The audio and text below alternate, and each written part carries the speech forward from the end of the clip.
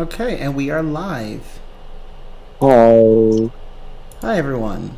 Welcome to our third part of the Ace Attorney Rantstream series. I am TeamRuler15, joined by my awesome friend, Blue Wolf. hi, I'm Blue Wolf, and I can't believe we're on part 3 and we're still not done. Because there's just a lot to say about a great yet flawed series.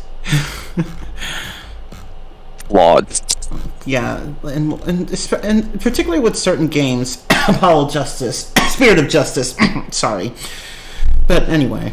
Hey, buddy, do you need water? Did you say something?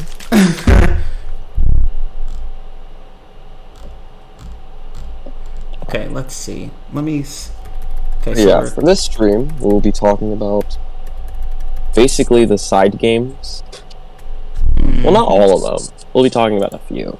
Yeah. We'll be talking about that random spin-off with Professor Layton, which literally everyone forgot. Yeah. Except a few people, like myself and she, before we literally started recording. Yeah. And the two Ace Attorney Investigations games starring Miles Edgeworth, which are...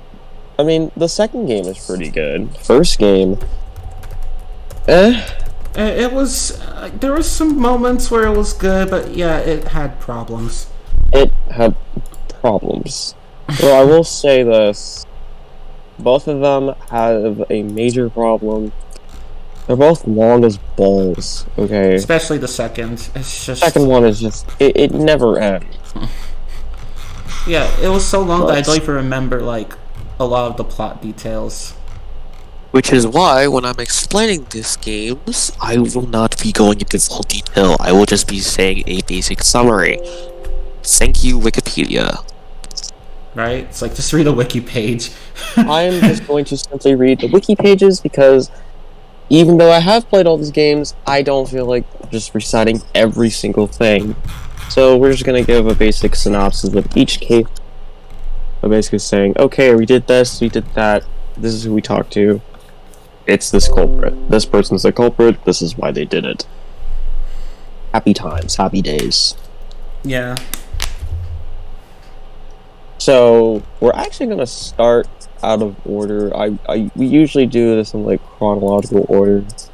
Or, like, just dates of release, but we're starting off with Professor Layton versus Phoenix Wright. Nintendo 3DS. Because it's the shortest out of the three games we're going to talk about, and it's not canon, so... And it's the most forgettable, but we'll get to that in a moment. But a little exposition, I guess you can call it. Professor Layton versus Phoenix Wright Ace Attorney was a game made exclusively for the Nintendo 3DS. In Japan, it's known as Professor Layton versus Turnabout Trial, because, well, Phoenix Wright Ace Attorney meant Turnabout Trial. It was developed by Capcom in Level 5, a studio called Level 5, and it was released in Japan on November 29, 2012, with a Western release over nearly 2 years later, in 2014. North Americans got it on August 29th, and it was, I believe, released in physical and digital. But physical was much harder to find, so you're better off just downloading it. It basically takes place all in London, or shall I say, Labyrinthia, a made-up town which is all about magic and witch trials, because they have witch trials here. I'm just gonna sum up the game in a couple sentences. There's barely any murder. This is more like a Professor Layton game. Not to mention... There's a lot of magic. Oh, sorry. No, I'm sorry. No, just regarding what you said about Professor Layton, he basically does everything, and it's just... Okay. Pretty much. Yeah. This is more so a Professor Layton game than Phoenix Wright. Like, hence the title. Professor Layton. I know, and it just pissed me off, especially towards the end, where he... I know it's his thing to, figure shit out, but he just kept doing it, and I'm just like, fam, let people have some of the spotlight, okay? Come on. But yeah, I can sum up the game in a couple sentences. Professor Layton's here. That's it. But, no, I'm kidding. Go ahead. Professor Layton is here, and there's magic. That's really it, though. Like, it really is it. It's like... That's all you need to know about this game. There's Professor Layton, and there's magic. Everything else, if I start to explain it, you're gonna get lost. Or bored, but, yeah. Yeah, but I will say this game basically has a replacement Maya Fey, even though Maya Fey is still in this game, and she gets accused of murder. I know, it's just... I'm just like, okay, Capcom. If you do this one more time, I'm gonna slap you. We basically have British Maya Fey. Gets accused of being a witch and as well as murder. Yeah. Oops. Let's see, so she gets accused of burning 2 people with a spell. She gets accused of attacking somebody. Actually, no, let me mention that. This game breaks the Ace Attorney's, staple of starting off with or just having murder cases. It breaks the staple of just having murder cases. Trials and Tribulations was close to doing that, but it turns out it was a robbery and also a murder. Here, no, there's a robbery and assault. What kind of hate crime is this? That is disgusting. That is appalling. This triggers me as an Ace Attorney fan. I don't want anything else besides murder. I want to see blood. It's like, oh, Blue, calm down, please. No, I'm kidding. Please calm down, sir. There's officers watching.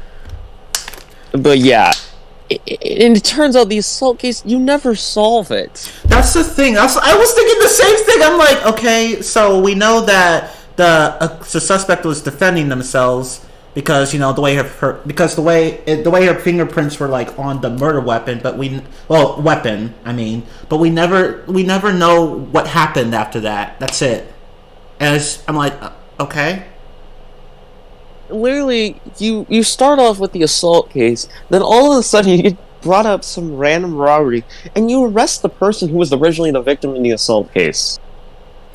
Yeah. And you never solve it for some reason, and it bugs me the entire game. It doesn't even get resolved at all. Yeah, You're just told, oh, what happened to her attacker? I don't know. Yeah, that's the thing. Who was the attacker? What happened? The game never answers that. And I was like, wait, what? Why? I kept waiting through the entire game, but no, the game just never answered it. I'm like, okay. Let me be honest for a second. There's only really one true case. Really, only one true murder case. Because one of the murders, or shall I say, murders, was a suicide that just looks like a murder because of an accident. Miscommunication. Oops. I literally forgot what it was about. Could you remind me? Basically, there's this butler, and he, quote unquote, decides to work for this one dude because basically, if you're in Labyrinthia and you're a female, you're basically accused of a witch. Oh yeah, this one girl was accused of being a witch. Oh yeah, now I remember. This butler was a witch and just posed as a butler. Her master wrote a letter about exposing a witch, and she thought it was her.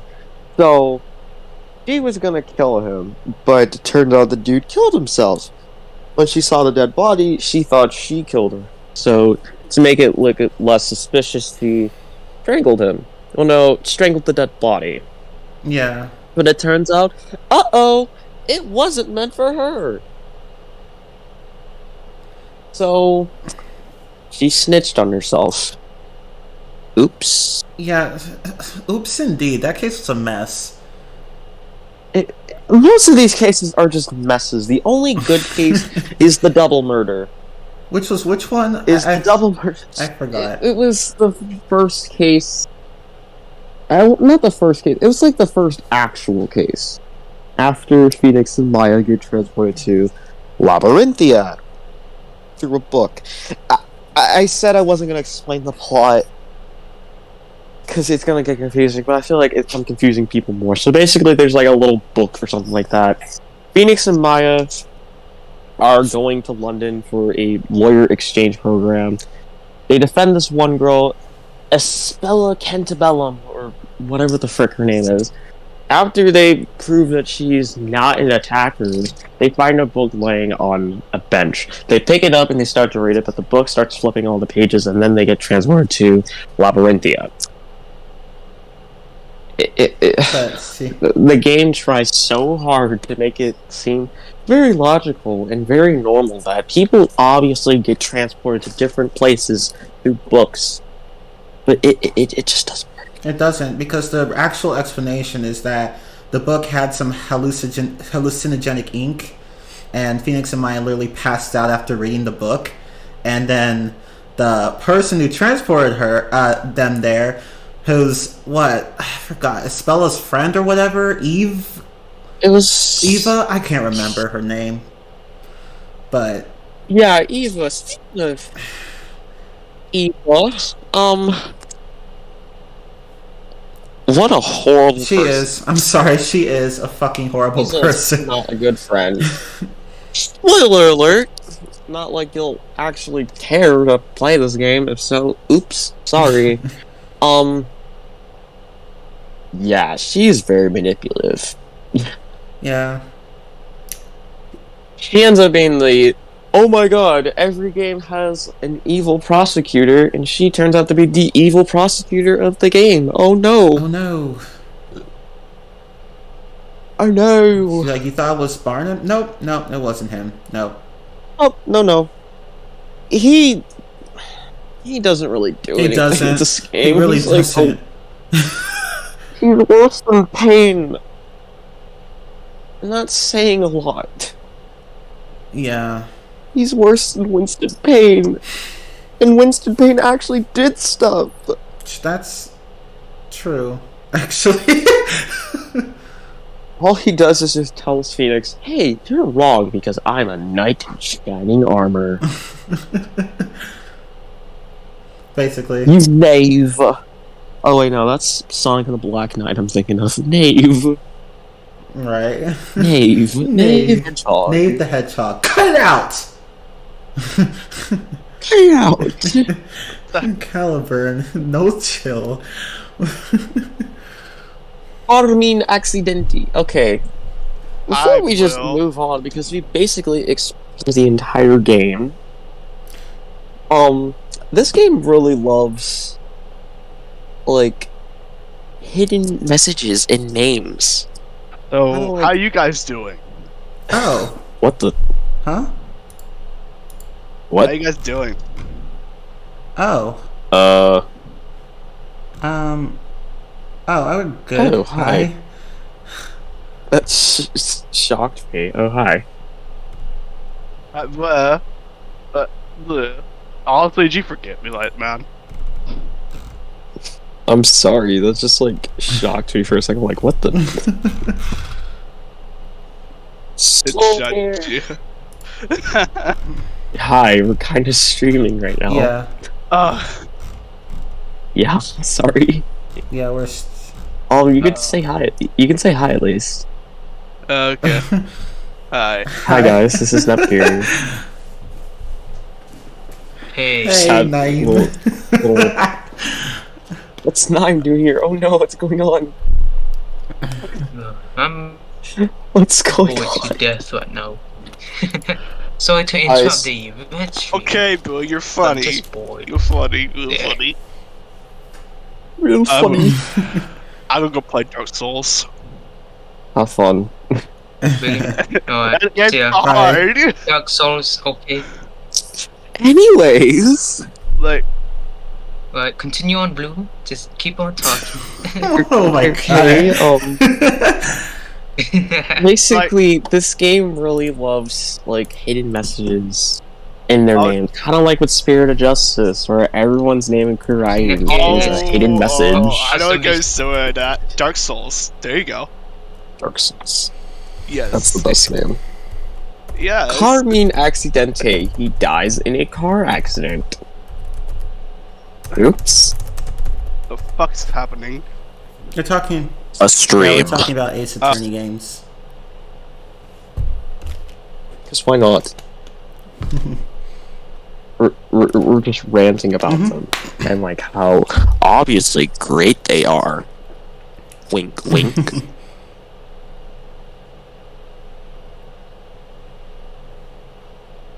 but yeah, that's basically Professor Layton versus Phoenix Wright in a nutshell, because nothing really happens in this game. Everything gets resolved and it's just all told as like, oh, it's just a dream. Yeah, and You guys are just high. that's basically what it is. Like, see, the thing. Let me just quickly explain this game's world. So everyone lives in this place called Labyrinthia, which is real but not an actual official place. So everyone is part of this big psychological experiment where they pretend to live in the medieval times or whatever, and then there's this shit, like there's magic and witchcraft, but all of it is just really staged by machines, which people surprisingly never see because like they just can't see pure black or whatever, and the machines are black, but it's still a stupid explanation.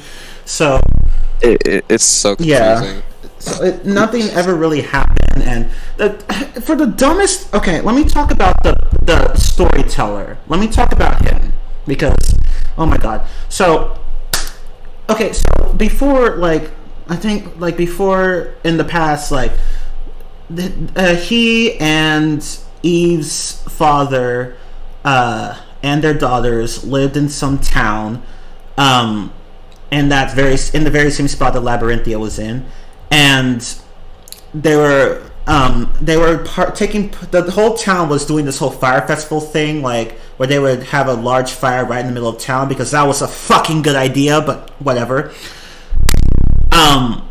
So Estelle and Eve, both young girls at the time, they go up to this tower, and okay, so there's this like water source like near the town where if you drink it and you hear the sound of metal hitting silver or whatever, like the sound of silver being struck, you become unconscious. And Espella and Eve, they go up to this clock tower. Espella wants to ring it but decides not to, and then Eve is like, I'm gonna ring it instead. She rings it, everyone like just becomes unconscious, and then the fire that was from the fire festival literally just spreads throughout the entire town and kills nearly everyone except right. Oops. It's like, oops. And see, that's why you don't have bonfires right in the middle of town. But anyway, so then the two fathers come up and they realize that Eve pulled hit the clock or whatever, and then they recreate everything because they're rich. And, right? And then, but instead of like telling, but see, Espella is under the belief that she was the one who, like, I think she was under the belief that she was the one who like caused all that to happen, even though it was Eve. So, like, instead of like, outright helping the girl with her trauma by having her see a fucking psychologist or therapist, instead they just have the storyteller just has his daughter like have the entire town made up just to protect her from the harsh truth of what happened. And because plot reasons. I don't know why I don't know why. It's like, dude, did you have to go through all that trouble just to like keep your daughter from finding out the truth? Like, just get her some therapy. Like, come on, you're rich, you can afford it. It's too expensive. Okay? But apparently building an entire fucking town from scratch isn't. Okay. No, it isn't. It's cheap. Yeah. Down, boy. Right. It's just this game's plot's a mess, and it really is. I'm just glad that the whole lie was broken at the end, but everyone decided to keep living there. So whatever. What if they're really into it? I don't know. Everything was fake except the murder. Basically. And of course, the cases for the most part, well, there's a like There's not really a lot, first off, and like, there's only one that truly focuses on murder. Yeah, that one was entertaining, but everything else was just hit or miss. Oh my god, it's the witch! They turned Professor Layton gold. Which I'm like, how the fuck would they have been able to do that? Well, you know what's funny? They accused Maya of doing it. It's like, how would she have been able to do it? Magic! No, shut the fuck up. Shut up. Just because Maya was in the same room. Even though she literally told them that, oh my god, there was a witch. Or like, there was like a random spell or something like that done. But I didn't do anything. I don't remember how that case went. All I know is that like, Maya was in the same room and then she started to freak out. Professor Layton protects me. Ah. Yeah, I don't fucking know. And there was this whole thing like where everyone reunites after being separated, and then they had this whole turnabout puzzle thing, and I didn't care. Yeah, puzzles. This game has a lot of puzzles, Professor Layton style. Yeah. They range from pathetically easy to, dear Jesus, I'm gonna break my DS. Yeah, that's the thing. The difficulty balancing seemed to be all over the place. They jump. Chess puzzles, I don't like chess puzzles. I suck at chess. Why are you making me do a chess puzzle in my Phoenix Wright game?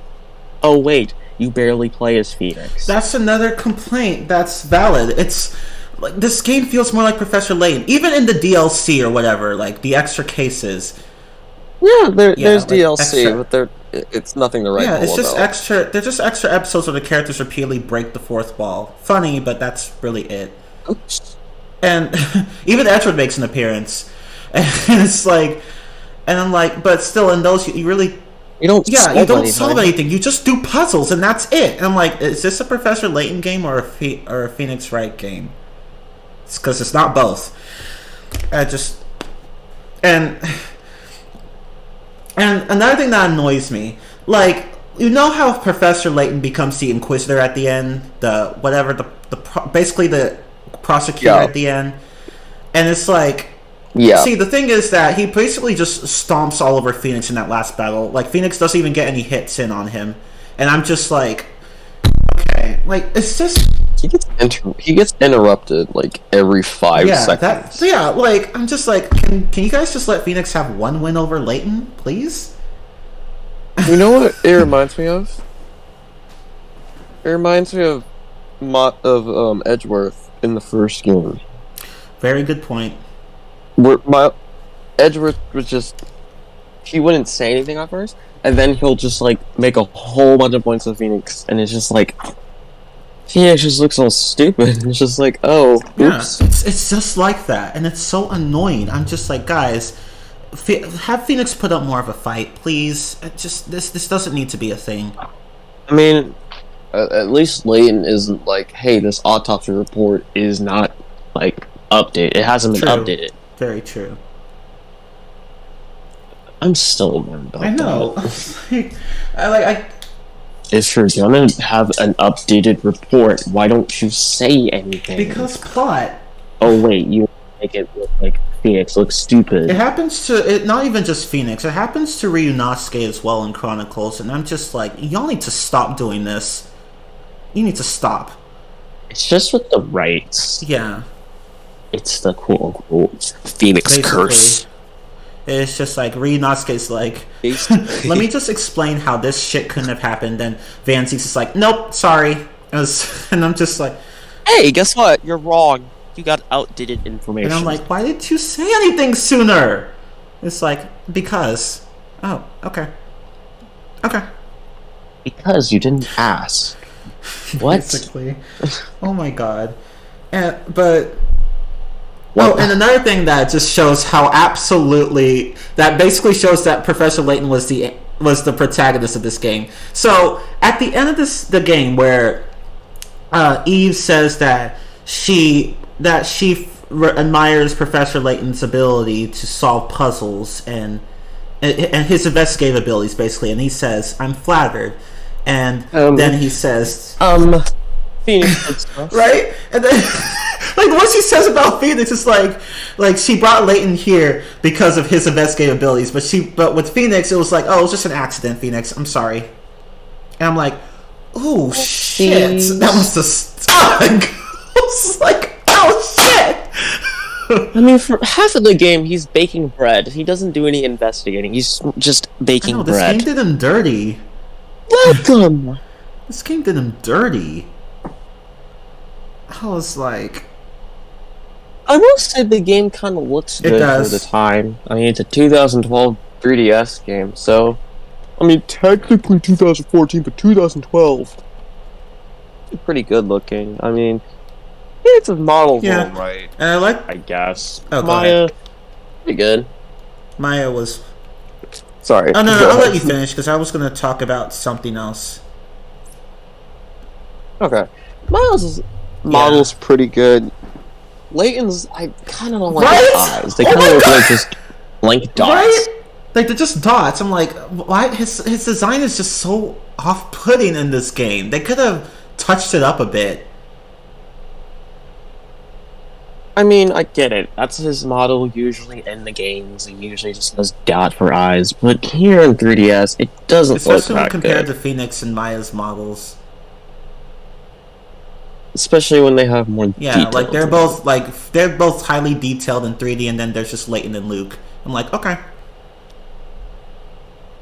Yeah, speaking of Luke right? was kind of there. You didn't even mention him at all. I was like, oh shit. I forgot he was there. Yeah, Luke's there. He plays an important role in the... Oh no, Professor Layton is a gold statue. Yeah, and then he case. testifies against Maya, and then realizes it, and then Maya like saves him or whatever, and then she apparently gets killed, and then Luke's like, I fucked up, and then that's it. So, oops. Oopsie. And then he's just like, I gotta take care of Luke and Espella now. And it's like, and then it's like, oh, Maya and Layton come back. Okay. 170 puzzles. That's how many there were? Oh my god. No, I was reading some... I was looking at the wiki page for Professor Layton games. I wasn't looking at that. I can see how many puzzles were actually in Phoenix Wright versus... I'm just gonna call it Phoenix Wright versus Professor Layton, because if I say Professor Layton, I'm legit gonna flip out. Yeah, this Oh my god, why is dog barking? Jesus Christ.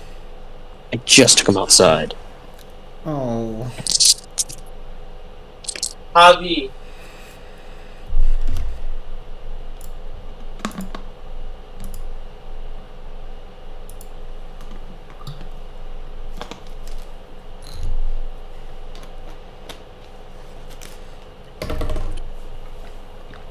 Okay. There was a bunch of puzzles. I know that. I think there's close to over 100. How many puzzles were in Professor Layton versus Wright? There are a grand total of... I love how it doesn't give me an exact number. 70 puzzles. It felt like way more because you repeat so many puzzles. Yeah. It did. This one maze puzzle and this one rotating puzzle. You do it so many times. And the Tower of Teller puzzles, those can burn. Honestly. And then there's this one puzzle where you have to match some knight's movement or whatever, and eventually the screen goes blank because it starts to disappear, so you literally have to guess. I remember that one. I was just thinking about that one. I was like, wait, wasn't there this puzzle where you had to mimic a knight's movements as Layton? The Battle of Wits. That's the only puzzle I remember. Battle of Wits, puzzle number 69. Nice. Yeah, it was towards the end of the game, very late in the game. I remember that. It was one of the final puzzles, actually. Chapter 8. Jesus. Yeah, this game is broken down into chapters. Basically, it switches between, Phoenix Wright and Professor Layton. I think every even chapter, or at least the way I thought of it, was like every even chapter is like a trial, I guess. I don't know. Yeah. Or like every two, after every 2 chapters, there would be a trial case chapter. Yeah. Yeah, this game's structure is kind of confusing, so... It's so weird, because there are chapters where you can have both of them. Yeah. I feel like what would have helped was like having like subdivisions within these chapters, probably. Instead of just like having the 5 chapters that... whose endpoints are kind of like easily forgettable. It's like you don't remember where one starts or where one ends. Except for the first case, but we don't talk about the first case because the game doesn't. So, oops. And, oh, another thing I want to point out. So, despite the obnoxious puzzles, the game actually does have quite a bit of voice acting. I like it a lot. Like all the voice actors, like Phoenix is. Yeah, I don't even remember who voiced him, but his performance was just. It was lackluster, and then DLC Edgeworth's voice. I don't even remember it, but I do remember that it wasn't particularly pleasant. It was not good. And then I forgot what his name was, but he was like the first prosecutor. His voice just was so bad. It's worse than gas contained. Damn. That's just sad.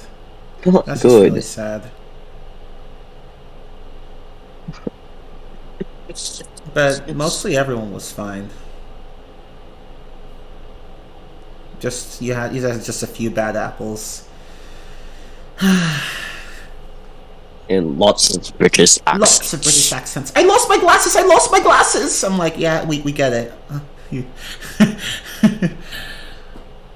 But, what was I going to say? Oh yeah, and the game introduces something that Chronicles also uses, the pursue mechanic, where you have multiple witnesses on the stand, and you listen to their testimonies and pursue any of them if they react to what someone else said.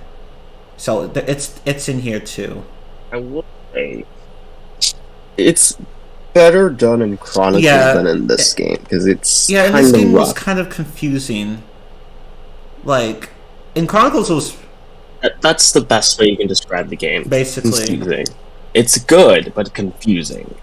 Yeah, Chronicles had a very straightforward pursuit mechanic, but this one was kind of. You had to consider the fact, like, how are they feeling? What are they looking like? Yeah. Oh, well. Yeah, Chronicles refined that, fortunately, but in the original, it was kind of a mess.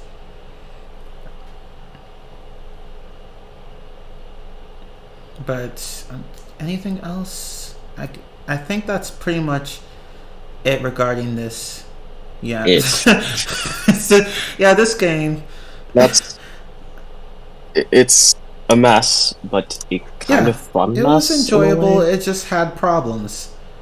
Like, it was probably the structure that the structure definitely didn't help. Yeah. Like again, subdivisions would have been nice. Like chapter. Like, see, that's the thing. I think. Yeah. Chapter 1. Like chapter 1, and then have some subdivisions. Like I'm pretty sure like all the Ace Attorney games beside this one has subdivisions. So I don't know. Yeah, they have the chapter and stuff like that for like the episode you're playing on, and then they would divide it up. Like investigating was one chapter, the trial was another chapter, and more investigating was another chapter. But this one, did they even have any of that? Wow. No, you had to do it in like basically wow, okay, that's just really bad. Holy shit. I don't know. And then like it wasn't good because like the last 2 episodes were so long. They were. Like they were way too long. Particularly the last one. And it's like I know, like, see, that's just something basic that every Ace Attorney game should have. Like, even I think even the first one had this. Like, I don't see why they didn't have subdivisions. That would have helped with the pacing. But that's really it you can really say about this game, because everything else is just like kind of forgettable. That's the thing. Like, I find it like I still remember some plot points, but there are parts I just forgot because it's because like this game's kind of a mess, and it's been years since I last watched the playthrough. So, yeah. Yeah. Anyways, the game was. Oh, I just want to say one thing. First action. The game was such a mess that we didn't even bother summarizing every case. It was just like, okay, here it is, we're done. Anyway. Yeah, because there's not much you can say about every case, and besides, there's only like 3 of them, so it wasn't going to be worth Yeah, like, you would have expected at least one court case in each chapter. That's not what happened. No, it's so weird. They organize it to where it's mostly just you talking to people and solving puzzles, with the occasional trial. Yeah, and some of these puzzles could have just been cut out. I don't know. It's just... Like, move Maya and Professor Layton through a maze and make sure they don't get caught. Oh, they got caught. Oops. Oopsies. Start over. Yeah, I'm glad I didn't have the game when I watched that. I will do. I have it saved correctly on my PDFs. God, it's just like, nope, I'm good. Yeah, let's just move on. I'm getting tired of talking about this game.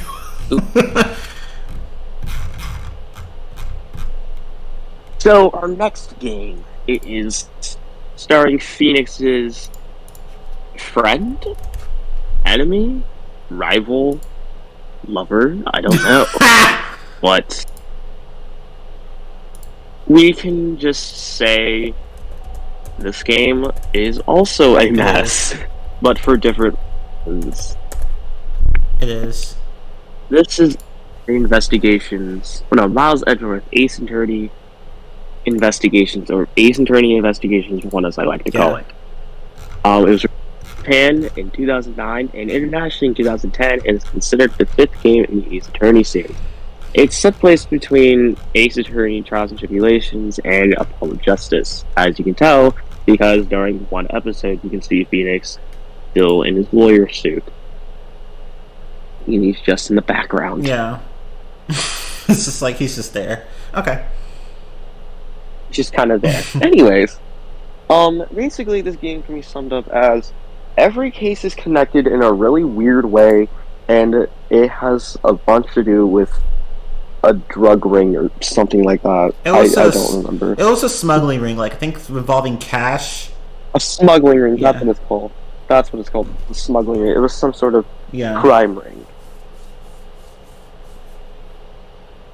The culprits are basically a evil prosecutor, again, a person who doesn't get a lot of sleep, a spoiled rich kid, someone who laughs a lot, that same person coming back but under an alias, and an old basically. Dude. So where do I start? Let me just start with like how the game's kind of different. Well, no, it is different than every other game, because in this game you can actually move your character. Yep. Whoa! See, with investigations, you actually do real investigating. In other games, you just look at this picture and just tap wherever. Here, you actually move your character, and you actually check things out. Whoa! Gameplay in 2010. Yep. Although you don't really get to explore much, it's pretty much a small. There's small ass areas you explore. That's basically it. But it's something, I guess. Yeah, but you can run as Miles Edgeworth. And you get a partner, depending on the case. Yeah. You have Detective Gumshoe, and you get a new partner who I actually really enjoy. Faraday, who she claims is the next great Yatakarasu, basically this thief that really wants to be masked. Yep. but female, I guess. Yeah, basically. And she has this cool device called Little Thief that lets her, like project holograms of actual crime scenes or what the fuck ever. Yay! Although I'm gonna talk about this later because this device it just presents a number of problems in the game's plot, but we'll get to that later. Basically, I don't know if I should really do this in chronological order or you know what? I know like this game is kind of a mess. You just do it however you want. I don't care. I'll just go by case order because it's one of those games where it's kind of like with Dual Destinies where the cases take place all in the wrong order. Yeah, those Destinies. Kind of like how technically Dual Destiny started with case 3. Well, no, not case 3. Case 2, then case 6, 3, 1. No, 4, 1, 5. Yeah, it's even worse in Dual Destinies than here. I don't know how. Like, holy shit. Because technically the order here is 4, 2, 1. Well, no, 4, 2. Oh, you mean 4, 1? No, yeah, 4, 2, 1. Yeah, I'm sorry. No. It's 4, 2. No. 4, 3, 2, 1, 5. Wait, I'm confused. What? What? It's 4, 3, 2, the 1, fuck? 5. Or I don't know. All I know is that case 4 starts, and then 1, 2, and 3 are all like days apart. The hell? What the fuck? Okay, now I'm just confused. Okay, so we start with case 4, which takes place 10 years before the game even begins. And Edgeworth, he just became a prosecutor. Had just become, but whatever. He basically had to replace a prosecutor who was recently murdered for a case, and funny enough, there was another murder that happened at the same time. See, the two victims basically killed each other. And we use basically loosely. Mm-hmm. Loosely. Basically. Killed at the same time. Who was the other dude? I think he was like some witness being accused of being the thief or the great thief or whatever. I don't know. His name was Mackerel. Yeah. Mackerel. Yeah, get it? Mackerel. Mackerel. Oh.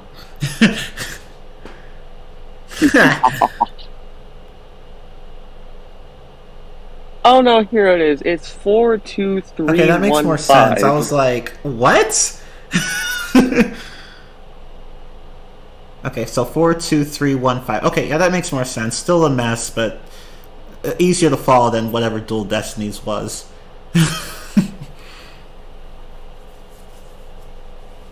But yeah, after doing some investigating, you find out that the murderer, basically, one person was killed first, and then the other person was murdered by the defense attorney who was in charge of the case, Callisto Yu. Get it?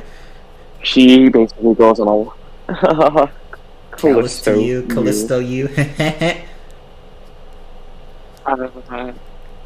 Oh yeah, speaking of how she left. I know. Alone.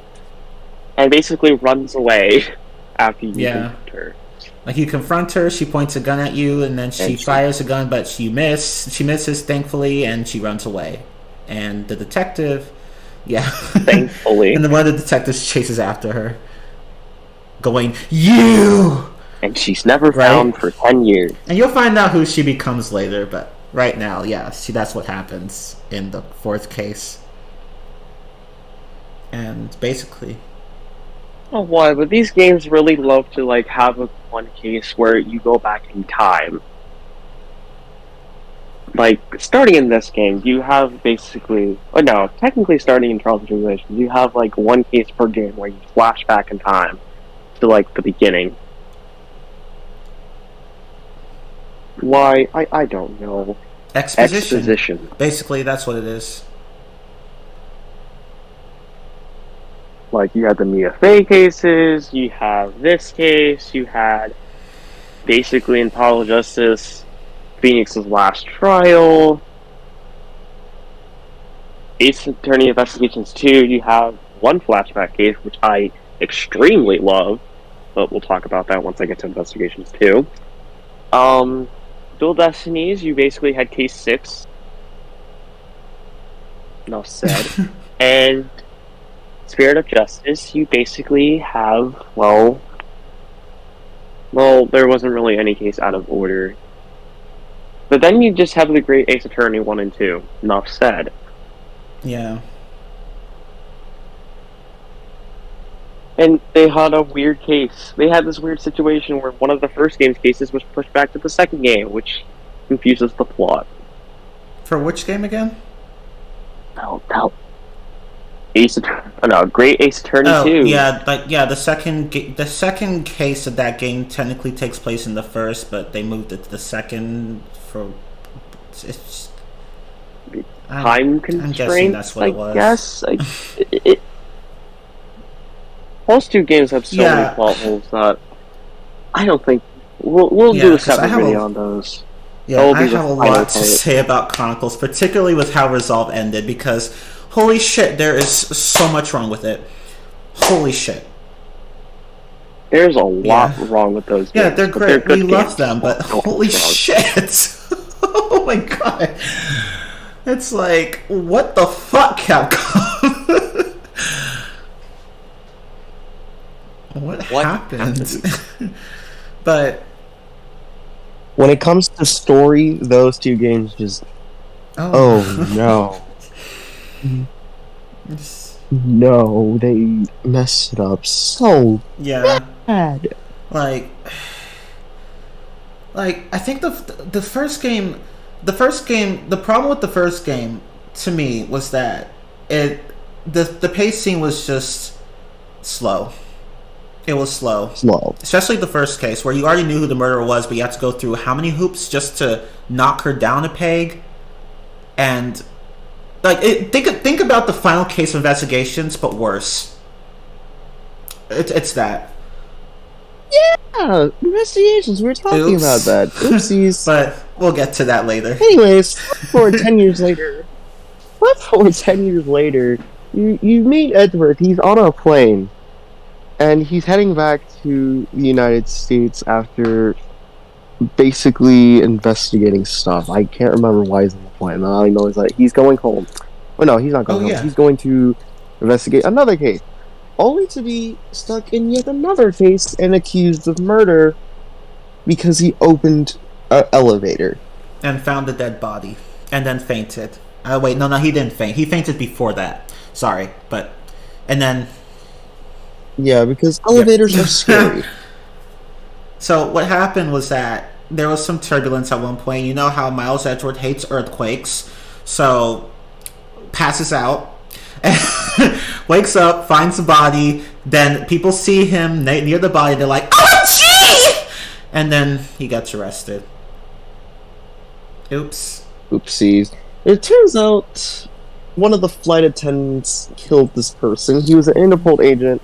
And he was investigating the smuggling. She was involved with the smuggling, and he went down to the cargo bay, and the flight attendant, Cammy Meal, thought he was going to take pictures and was going to expose them.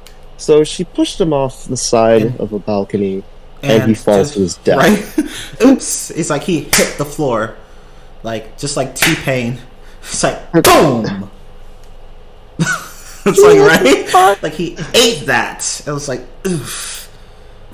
Drop you to the floor, make you want to shake some more. Yeah. But it turns out he wasn't going to take pictures at all. Yeah.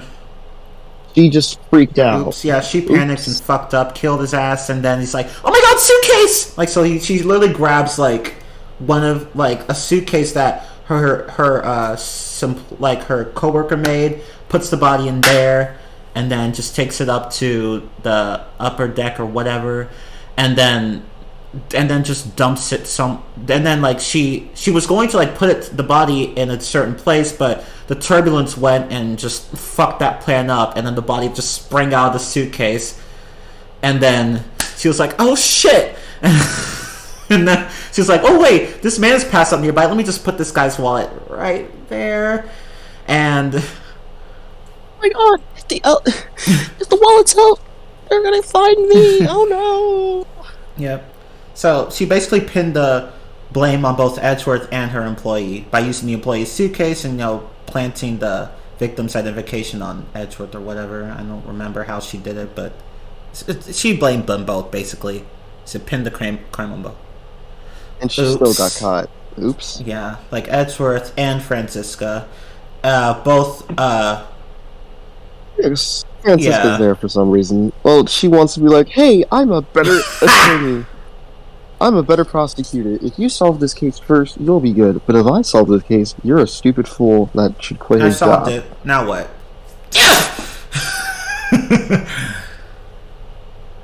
But yeah, she's just kind of there. Basically. Anyways, that's case 2 in a nutshell. So, case 3, which literally takes place a couple hours later after they land. Edgeworth goes to an amusement park when it turns out that he's working with a case where someone just got kidnapped and they want a ransom. To deliver the ransom, but after he gets getting knocked kidnapped. the fuck out. Oops. He then meets up with Kay Faraday, who basically breaks into where Edgeworth is being held captive and then they frees him. escape and become the bestest of friends. Only for her to get accused of murder. Wow, does this game hate its female assistants? Like, does this game series hate... I mean, we got Maya, we got Trucy getting accused of murder in Spirit of Justice. We have Athena just basically having a mental breakdown that has right? It's like the second half of the game. Hate them? Why do you hate them? Like, what do they do to you? I can't remember. What was that one assistant's name in Susato. Great Ace Attorney? Susato. Didn't she get... Oh, no. I know she poses... Yeah, she poses... But I think she got accused one time. Yeah, I think she poses Ryunosuke's cousin or whatever. I don't know if she ever got accused of anything. I don't think she did. Right? Like, with her, it didn't happen. Let's see. Those people got accused. Emma got basically accused. Yeah. It's just like, Capcom, stop. That's like, okay, fine, we stopped with Susato. It just does not like females. Nope. Capcom does not like females, and Capcom doesn't like black people in the game, pretty much. That too. I mean, and Callisto doesn't count. But, I'm sorry, but she just doesn't count. He doesn't But yeah, back to Ace Attorney Investigations, because this plot, it's confusing and kind of boring to explain. So that's why we keep going off topic. I'm not going to be talking about something else. but yeah. Yeah, Edward and Kay, they look around to see if they can find the kidnapped son of this rich dude, and they find a dead body. Kay gets accused of murder, and turns out that this whole plot to kidnap this one dude, it was all a fake, just for money. But here's the thing, he already has the money, so why would he fake kidnap himself? That's funny. Yeah, I don't even remember. I don't even remember what the reason was. Because the guy who's like the mastermind behind the whole kidnapping thing was the son of the man who gave the ransom money to Edgeworth to give to the kidnapper. So I don't remember what the whole family shit was. They had counterfeit money. But no, the ring had counterfeit money. And Lance, the murderer / victim / kidnap person, I don't know what to call him. Let's just call him the culprit. because he is a murderer technically, but he also got quote-unquote kidnapped. So was he part of that ring? Lance wanted to get money, so he faked his being kidnapped and asked for ransom money. Okay. That case was a mess. I did not like that case there's at this all. one particular part that so many people got confused on, like the part where you're arguing with Lang about how you. Lang. We'll get to him in a moment. But like this. They're basically the replacement Gumshoe, except if Gumshoe was extremely unlikable. Like Lang, I have a lot to say about him, but let me just get this one particular part of the third case out of the way because it was so fucking stupid. So there's this part where you argue with Lang about how you argue that the third person who was part of the kidnapping team couldn't have hurt the second person who was his daughter. No, he couldn't. He wouldn't even think about hurting her. But then Lang's like, no, just because they're family doesn't mean it can't happen.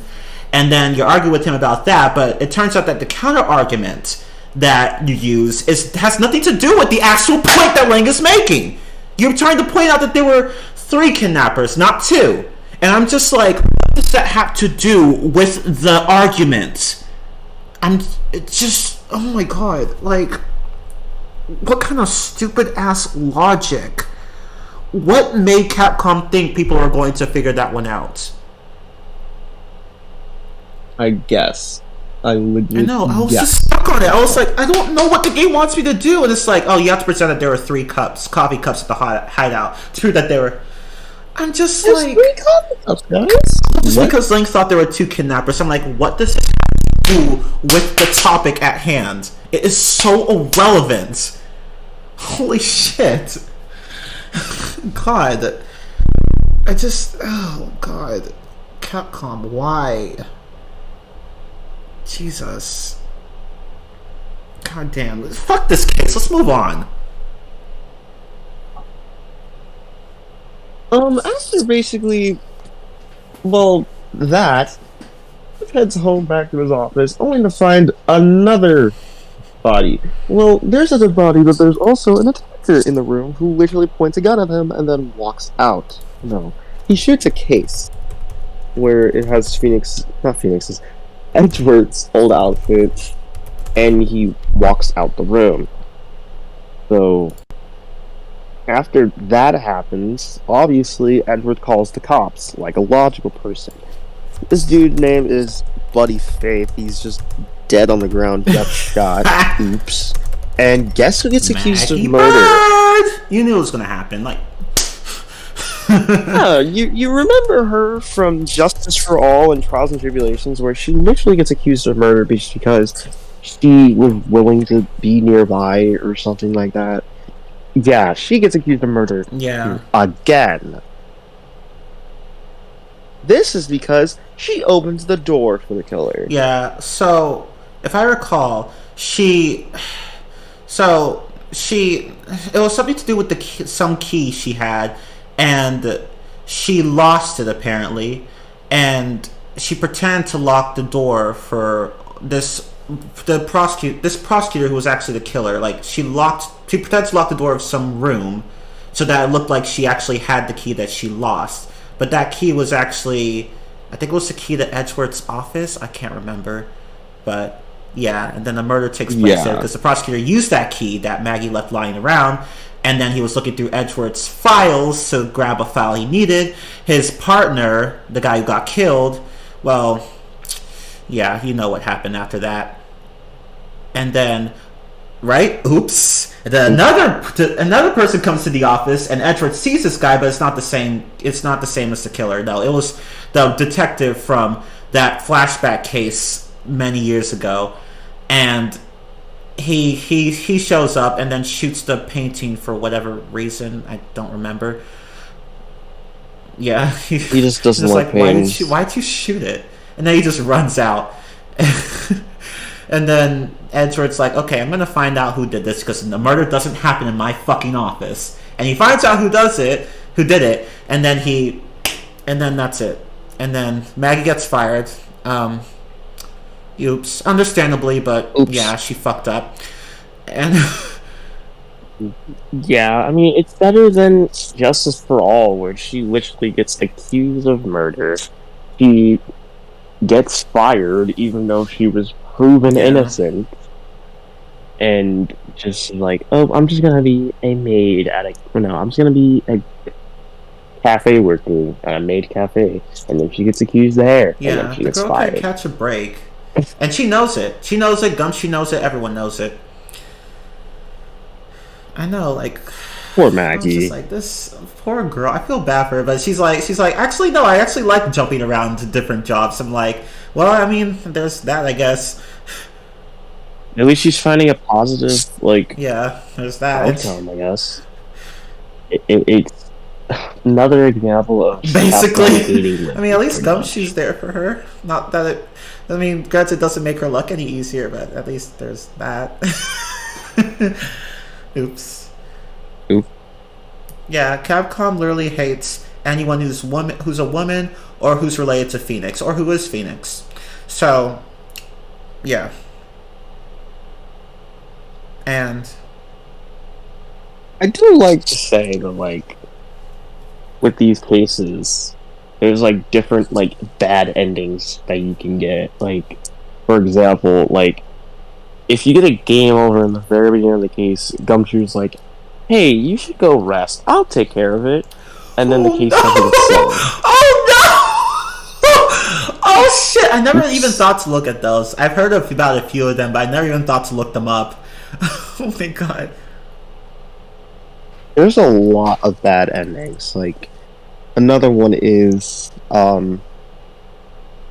after Portman, the killer, after Jock Portman steps out of Edward's office and says that the investigation's over, Edward just kind of watches Maggie get arrested and doesn't say anything.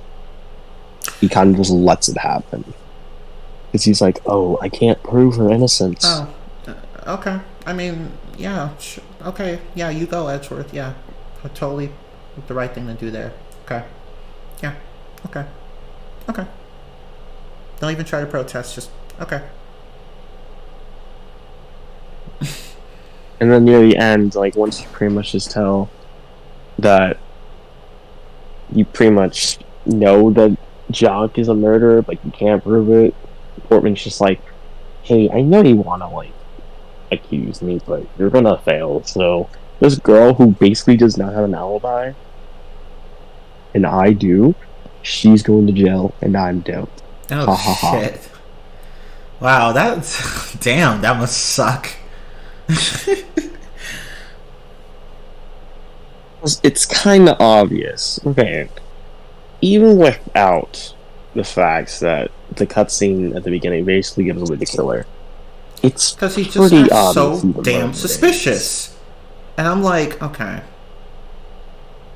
He's constantly in Edgewood's office. He constantly talks about how guilty Maggie is. He constantly has to, like, refer to Edward like, I'm a prodigy. I would never do this. I would do this. I want to take over. And I'm just like, shut the fuck up.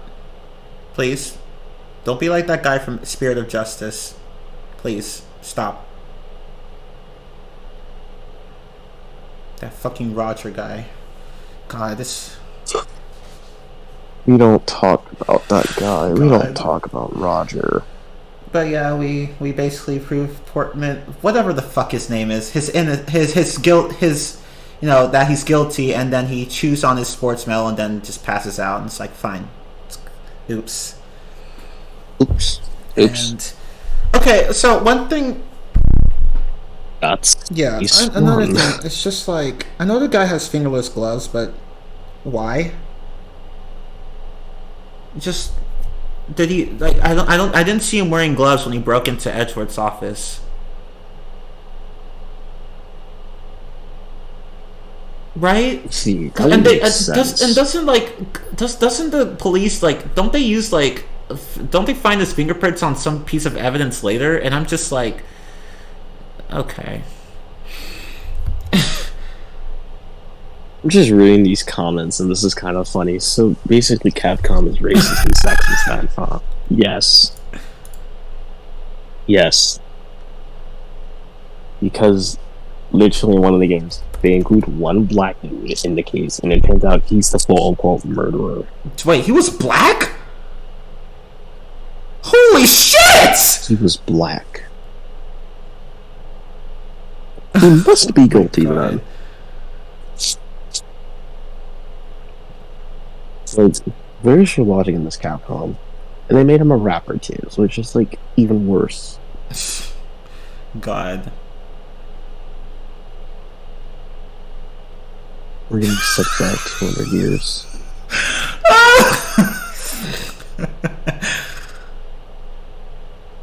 Where do I begin with this final case?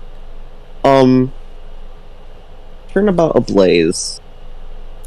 It's too long, too frustrating. I'm at the when you get down to the final showdown, I'm just like, die already, fucking die. End the game at this point. There's two murders. It's dealing with two embassies of these two countries, and there's a fire, and Edward pretty much solves everything that's been going on throughout the entire game. And basically everyone gets arrested.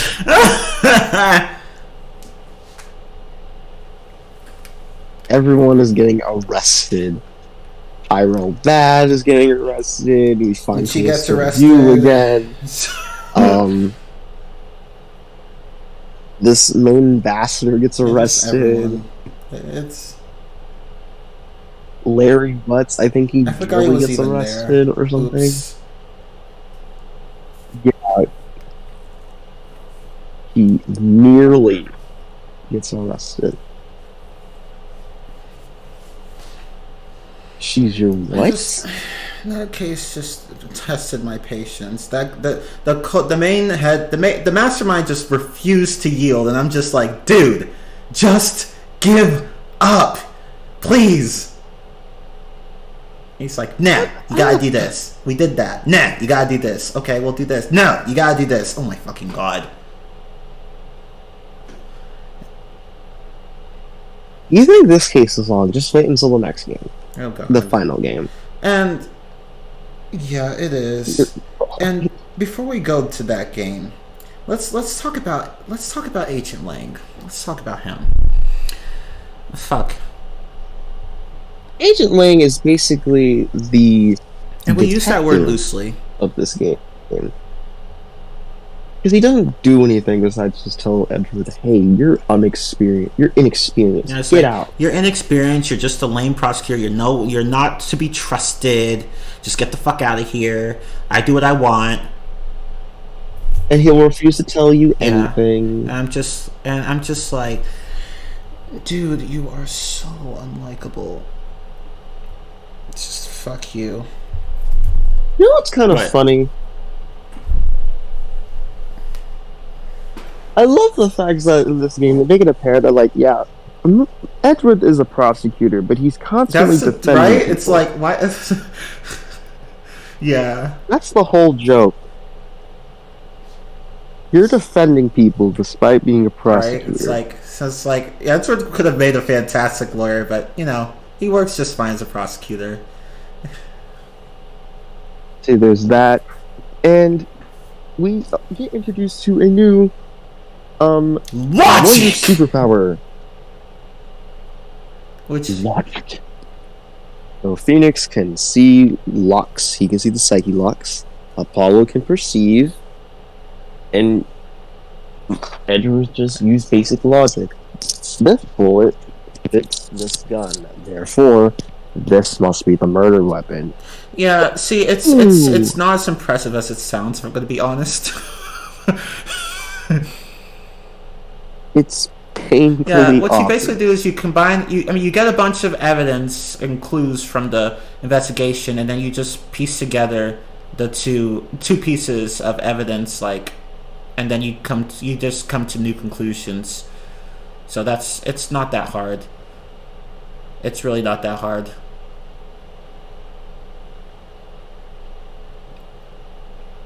Yeah, it's pretty simple. There are some things where you might have to just do a bit of guess and check, but really it's pretty simple overall. And it's I mean it's new, but it's not that impressive. Although the second investigations game does have a new mechanic that is impressive, but we'll get to that later. Yeah, but anyways, back to the little gameplay. You walk around and you pretty much look at stuff while you investigate. Hence the whole investigations. Yep. Decent pretty investigations. At first, you just have, well, your eyes. You just have to look around, and you also have your partner who doesn't really help. That's the he kind thing, of like, just follows they you around. don't do shit.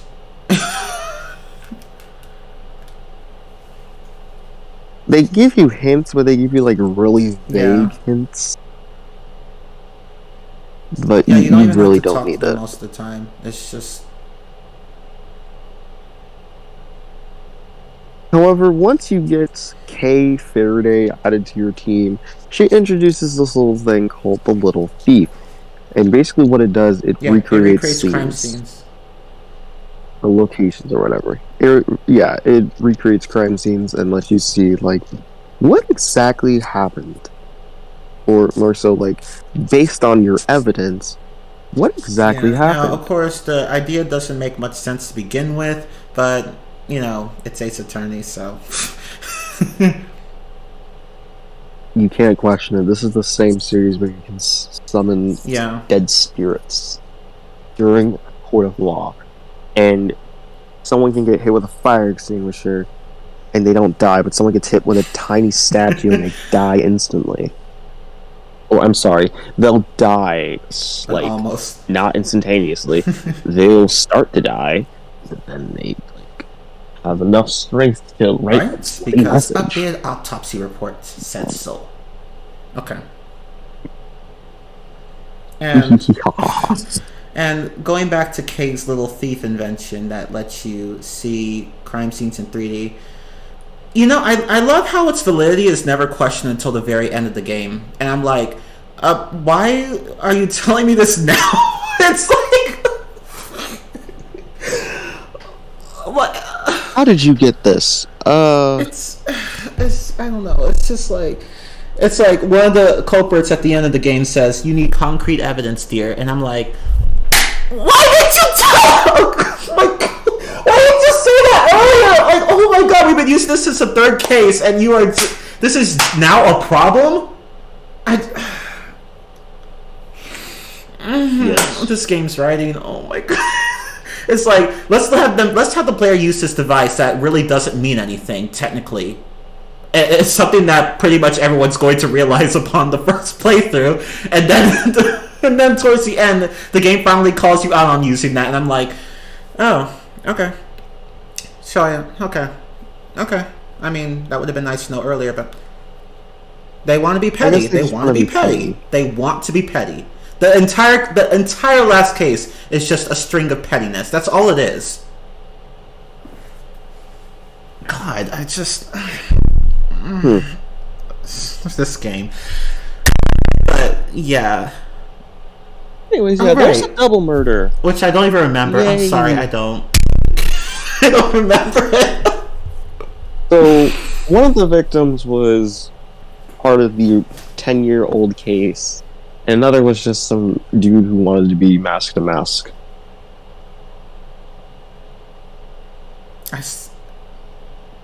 I guess that's the best way you can describe it. I know, it's like I honestly don't remember, and see, like I guess that case was just so bad that that even you can't come up with a good description. I don't. Usually my descriptions are just like, hey, this is what happened in every case, this is how I feel, and these are important. But here, I'm just... Yeah, I'm going out on not much I have to say about it either, other than the fact that it was just needlessly long and annoying.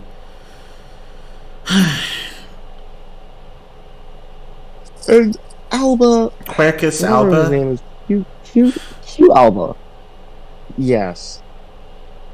He has got to be one of the worst villains. I'm sorry. I don't like him. He's just... He's worse than You're not Mantis wrong, on he Karma. is. Right? I didn't know that was possible. He was bad.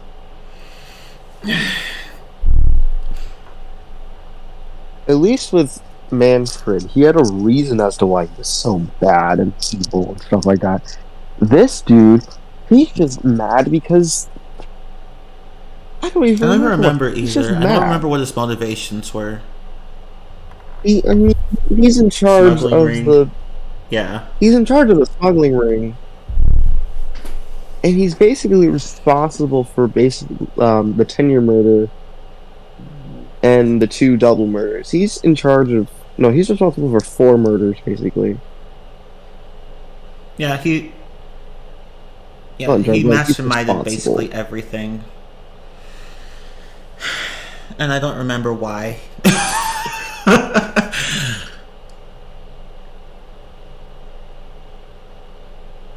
Yeah. Whoops. See, that's the thing. Like, I thought, okay, well, at least I can comment on investigations, but it's like, oh wait, shit. Now I can't even remember much of that game either.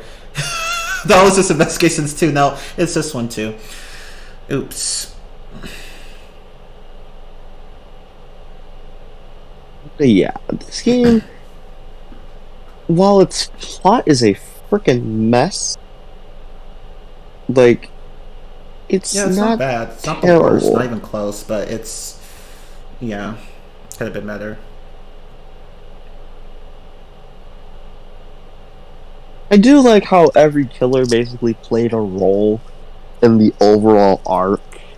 Not the arc, but like overall story and stuff like that. They all had something to do with the smuggling ring. But near the end, it just kind of fell apart. And it just made it seem like Alba pretty much did everything. Which likely didn't even happen, but I don't care to remember what the details were. Yeah, the more I explain it, the more frustrating I'm gonna make this sound, and the more frustrated I'm going to become. Yeah, God.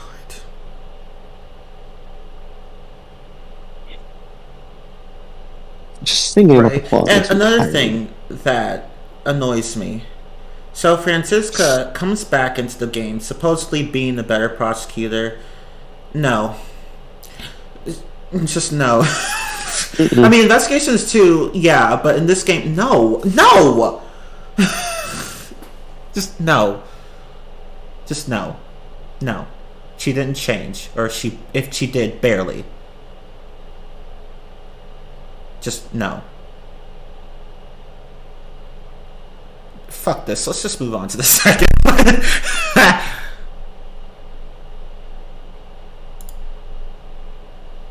Alrighty. Investigations 2 can be summed up as way too long. Oh. Right. There you Right? go. That's basically it. Game over. Like, the cases are good, but they're too fucking long. They are too long. Even the first case is long. The first case should never last more than 2 hours. It was pretty... I don't get... Yeah, it should have been a straightforward case, but it wasn't, apparently. So... I don't know. It really wasn't. Anyways, this game was only released in Japan for Nintendo DS in 2011.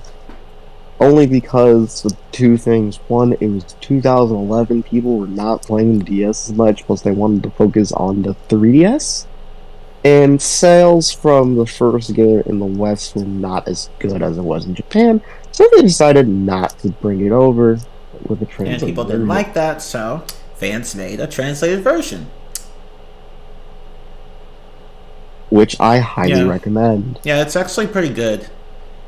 It even has some of that. If like when I was watching it, it felt like I was playing a game made by Capcom. The fans really did a good job of trying to replicate that style that Capcom had. But with the Great Ace Attorney translation, no. But we'll get to that later.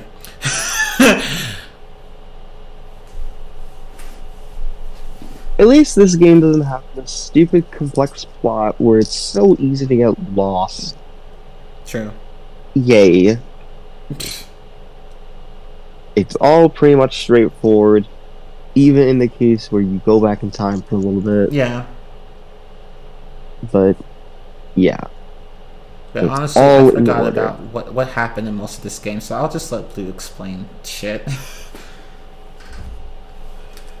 Alright, there's 5 cases total. You have the first case, which pretty much is like, at first you try to investigate an assassination or like an attempted assassination, only to see the death of the bodyguard, and you have to investigate that death. Turns out this one bodyguard was killed by another bodyguard, Horace Knightley. You confront him and he gets arrested, but guess what? He doesn't get a sentence because next case, he gets murdered in prison. Oops. You do some investigating, and it turns out that this lady who pretended to be a prison guard, or at least that's the same thing, I can't remember what she did, but she murdered him because... I don't even remember why she did that. What was it? What was her name? Patricia Rowland? Patricia Rowland killed Horace Knightley because... I don't even fucking remember. Oh my god. I don't even think... Yeah, I like... don't remember. I think she was like that's what it threatened was. or something like that. I don't But know. She Yeah, got blackmailed into killing Yeah, him. that must have been what it was. Personally. She was blackmailed somehow, but I can't remember how exactly that, like why she was even being blackmailed, like what the person who was doing the blackmailing had on her. I don't even remember that part. But yeah, she... Oh yeah, I forgot to mention the friggin' defendant in the first case. You have to defend some Oh yeah, who's basically a bootleg lot of hot. Yeah, you could tell she's a bootleg version. But at least Yeah, she's true. Cool. I like her a bit more than Lotta, even though you barely see her, and I don't think you see her ever again after the first case. Yeah. Unfortunately. Actually, I think she does make an appearance, like, towards the end, but that's it. It's just a very minor appearance. Like... But yeah, in this case, you defend a man named Simon. Oh, remember that name, everyone. Yeah, remember it. Remember that It'll be name. important. Because it's gonna be really important. But yeah, Roland got threatened or something like that by this other assassin, and he was just being like, "Kill her! Kill this man!" Because I said so. Yeah, basically.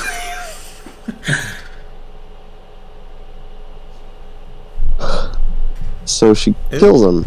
Oops. Okay. I mean, you go, girl, I guess. Okay.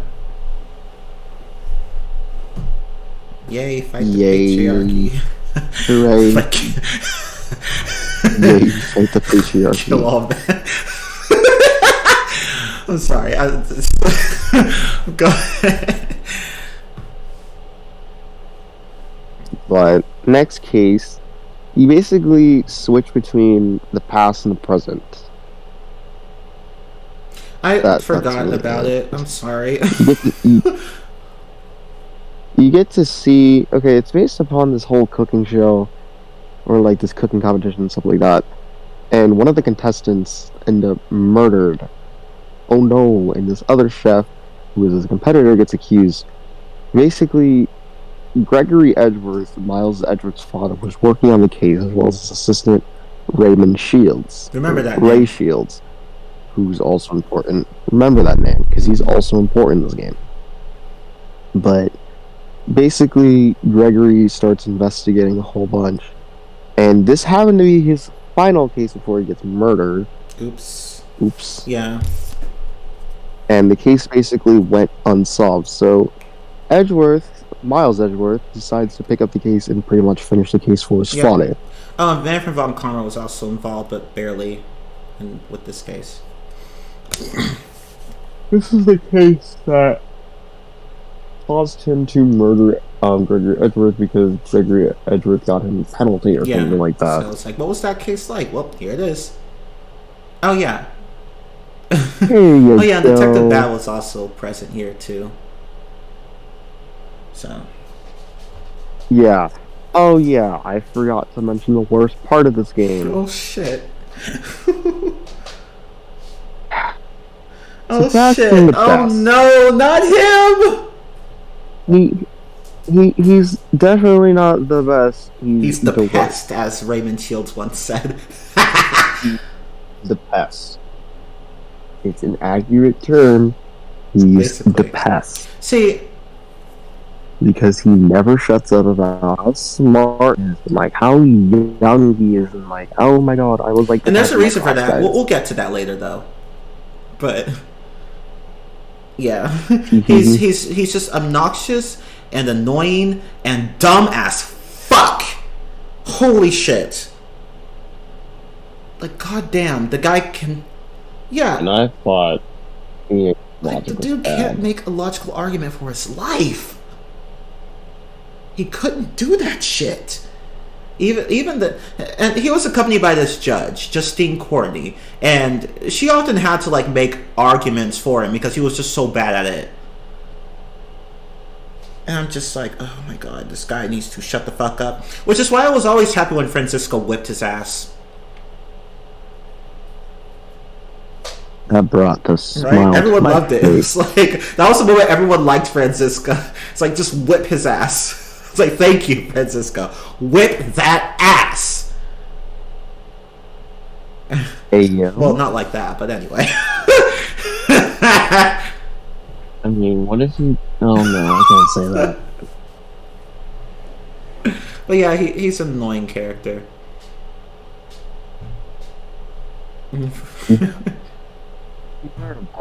The case is still. But anyways, that's case 3. Turns out one of the other competitors murdered this guy, and he hid the secret for nearly 18 years. Well, this other lady tried to kill the murderer at one point, but she What was her didn't. name? Kate, I think? Kate Something. Yeah, I don't remember her name. Her full name, I mean. Kate, what's her face? Yeah. Who was I think the wife or partner, whatever, the guy who was the defendant? I think? I don't remember. Catherine Hall. Oh, yes, now I remember. Yeah, so that's it, right? It's like that's really it. I know I'm like rushing through this, but like, this case is actually really good. It's arguably the best case in the game. Yeah, I liked it. I like playing as Edward's father. I like playing. I mean, with Raymond as the assistant, and yeah, the case was pretty interesting. It's a nice refresher. And it was split into 2 parts, so that was pretty cool. Yeah, anyway. Oh my god. Yeah. Oh. Anyways, case 4. I mean, the name is pretty again, accurate. It makes me question. Go ahead. Look, sorry.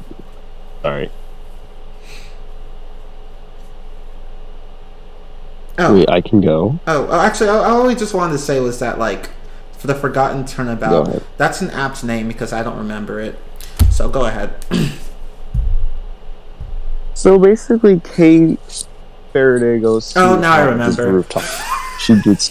She gets a letter from somebody, and they're like, "Hey, I want to talk." She gets confused, and she gets pushed off a building, but she somehow But she loses survives. her memory. And Oh, then she no. basically has a personality shift. I'm like, And oh. Okay. and at the same time, she gets accused of murder. Capcom, what the fuck?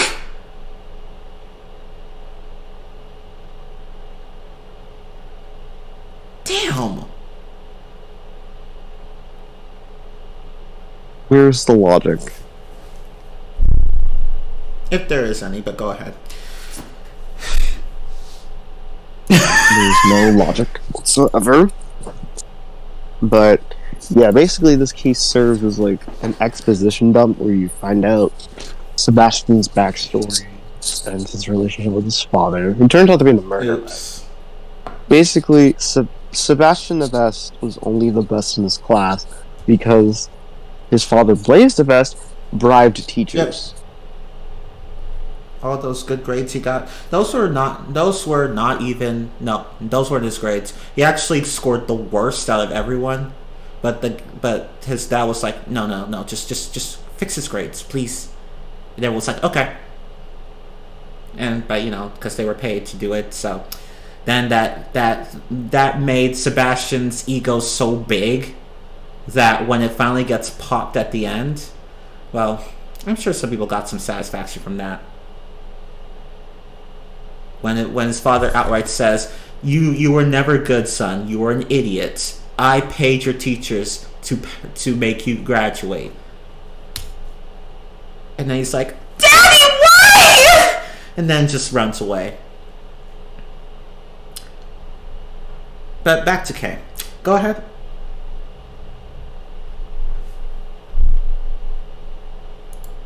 Oh no. I mean, like, go continue with explain the Kay's case, the case number 4, because I don't fucking remember it. Okay, yeah. So basically, yeah, Kay gets pushed off a building. She gets a memory. She gets accused of murder. You do a whole bunch of investigating. Turns out Blaze is a murderer. Blaze the Best is a murderer, but you can't really prove it to him. And then the judge is like, "Hey, if you keep doing this, we're gonna take away your badge because you're a meanie." Or at least, like, you're too smart. Are you really wanting to be a prosecutor if all you're gonna do is just defend people?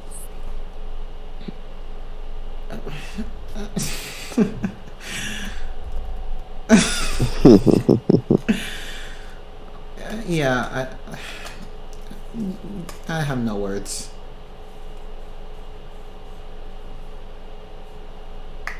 Yeah. This is also a case where there's like another case attached to it and it takes place like a day after.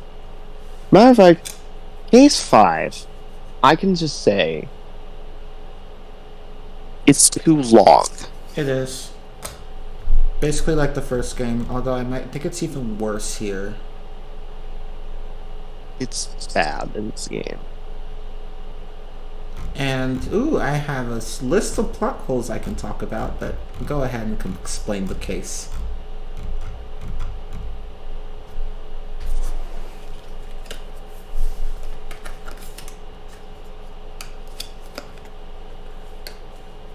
I was going to let you speak.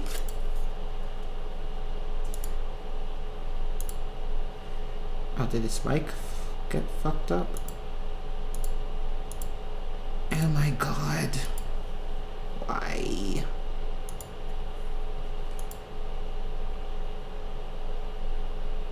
What is this? Oh, I don't... Fuck off with that. Okay, let's see.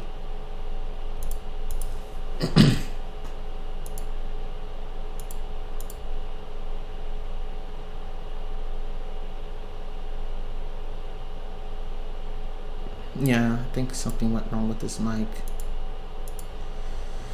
Crap. And just when we were about to talk about the last case. Huh. This game ended up being a lot shorter than I thought it would be. Yeah, we had no choice but to summarize these cases because they were just too damn long. But anyway. Let me just wait for Blue to come back.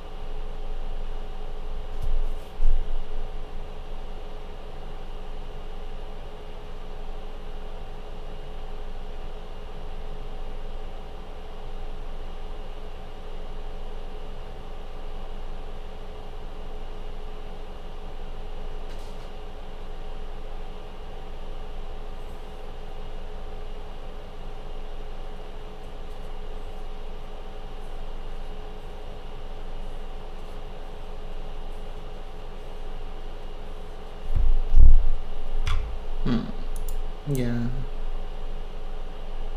A $2 meal at McDonald's. LOL. I wish. I wish.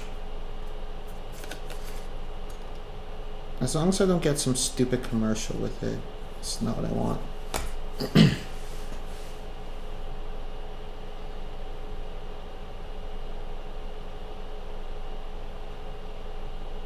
God damn it, we were like almost done with talking about this game. God damn.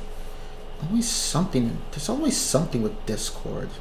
It is so shitty when it comes to long voice calls. Let me try leaving and entering the thing.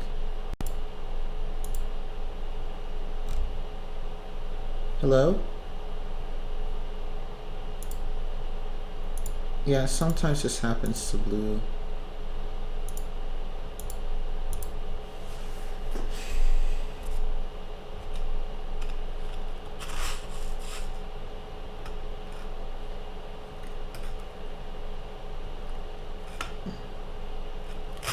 Oh, yeah, so one thing I want to mention. So as Blue said, Investigations 2 was Investigations 2 has never had an official English release. So I'm hoping that Capcom one day provides one. Like if they did it with Chronicles, then with the Great Ace Attorney Chronicles, then they're probably going to do it with Investigations 2. Like you can't do Chronicles but not do Investigations 2. Like why not? Although they probably. Oh, but here's the there thing. you are. It's like, yeah. Okay. It's like I don't know the Great Ace Attorney now. It's like that one game where there's so much going on. Eek. I got like spaced out for like a good 10 minutes. What are we talking about? The final case of Investigations 2. Yeah, this case is way too long. Yeah. It's too long. And remember that one character you had to defend in case 2? Simon Keys. Simon Keys. Yeah, he's a murderer. That is basically it. Yeah. Oh, and his dad's a murderer too. I forgot to mention that. Dan Gustafio, whatever the fuck his name is. Oh yeah, so Horace Knightley's a murderer, Patricia Rowan's a murderer, Dan Gustafio's a murderer. Yeah. Blaze the best is a murderer, and now we have Simon Keys. Like father, like son. The apple doesn't fall too far from the bastard. But anyway. Yay. Anyways, so in this case, you're on a movie set and there's a dead president, but not really the president. It looked like he got crushed. Like he literally got crushed by a hot air balloon. It's like boom. Oops. And they accuse the defendant because he plays the role of someone who's really big. That's it? No. There's a footprint. A giant footprint of said character. Oh. Huh. Yes, this young child must be a murderer. Yeah, oh yeah, that's right. Justine Courtney's adopted son technically is her nephew. He was accused of murder at one point, right? And wait, what? What? Someone who got accused? I'm sorry, what? Who got accused? Was it John? Oh, Was the John, yeah, John gets accused of murder. Yeah, him. That kid. This child is a murderer, guys. They don't like children in this game either. They didn't like Capcom does not like children. They don't like women. Or anyone who's part of Phoenix's family line. Basically, if you're not well,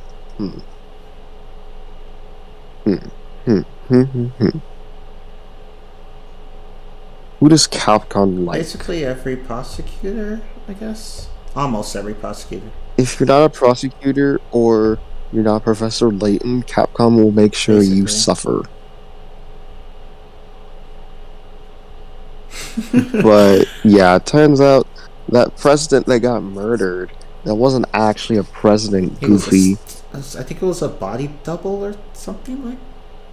It was a body double. The real president is dead. Oops. Oops. He got murdered. And now the body double's murdered. And everyone's getting murdered left and right. And then Simon Keys is just like, hey, guess what? I'm in charge of everything. And he uses animals to prop himself up to look all cool, and I'm just like, dude, stop. Like, he works as... Stop. He's pulling squirrels. Yeah, like he's a clown at a circus, I think? I can't remember what his occupation was. Yep. Yeah. I mean, he is a clown, both technically and figuratively. But anyway. But, yeah. Once you confront him, all the animals just attack Simon, and Miles Edgeworth, who got his badge taken away at the end of the last case, gets it back because yay! Because the person who wanted it gone never really was against him. She was just trying to work with him somehow or whatever. I don't fucking remember. Hey, you're a higher rank. Just ask. Yeah, just ask. And just I don't like the new characters. I don't. Yeah, like, I mean, at least Agent Lang doesn't act like an asshole in this game. Yeah, I forgot. Because he doesn't do much. It's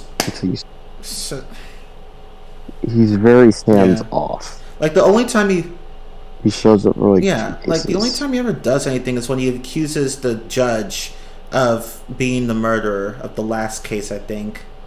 And that's it. Yep. But hey, even though you're a judge, you're a murderer. What? It's like, no, she's not. Oh, okay. I'm out. Yeah, you pretty much prove her innocence, and then Lang disappears for the rest of the game. Yep.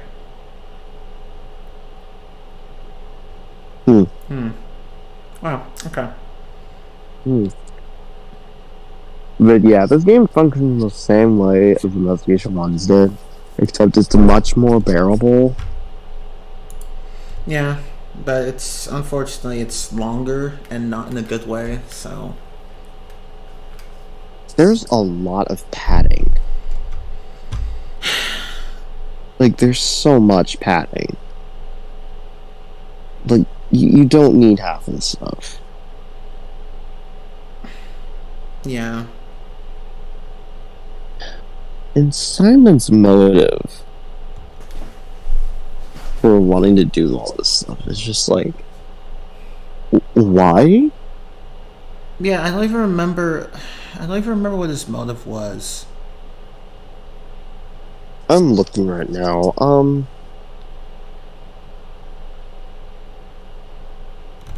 See. Not to mention that he makes a few fuck-ups as well, but we'll talk about that in a moment.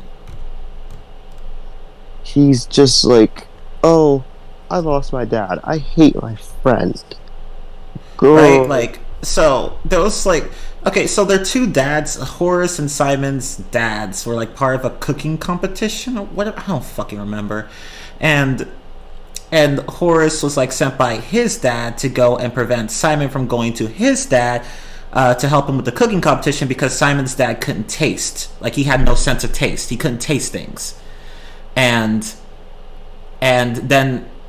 That's essential. And that caused a rift between Simon and his father. And... yeah, that's it. So I don't remember. Like, he hates his dad, and oh yeah, right. And also, he was also involved in some incident where that he was basically screwed over in because there was no prosecutor, no proper one anyway, and that I don't remember what it was though, because this character was just boring.